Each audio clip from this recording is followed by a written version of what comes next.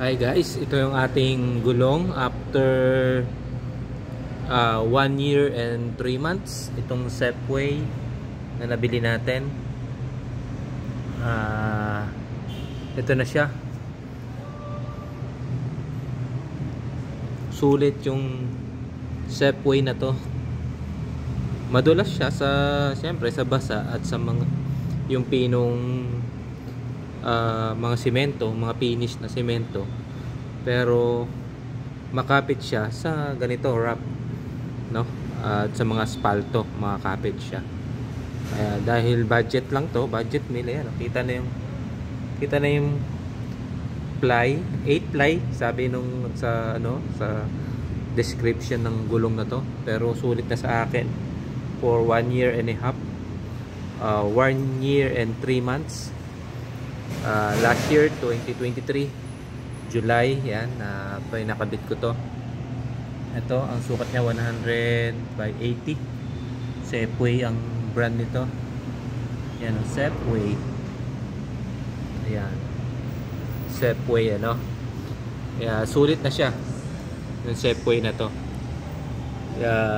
Japan naman ang ano niya, ang Japan brand, made in Japan. Ayan ang Sepway. Sulit dito sa ating click. Dumi ng click natin, ano, maulan kasi ngayon. Kaya makita natin sulit yung ating Sepway. Kailangan na rin magpalit kasi kita na rin yung mga lumilitaw na yung ply. Yung 8 ply to, itong Sepway na to, pero sulit na siya. Kailangan ng palitan. Yan ang review ko dito after 1 year kung gamit. Every 1 month nakaka 1.5 odo tayo. Almost nasa 15,000 kilometers ko nagamit itong Sepway na gulong na to. Budget nila 1.1 lang yata ito last year. 1.1. Kaya sulit na siya. Sepway lang. Ayan, Sepway.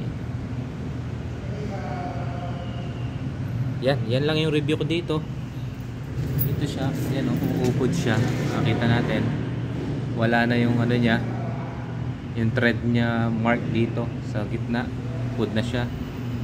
Pero hindi naman siya nagbubukol. Yan o. Diba, hindi pantay yung ano. Hindi pantay ito.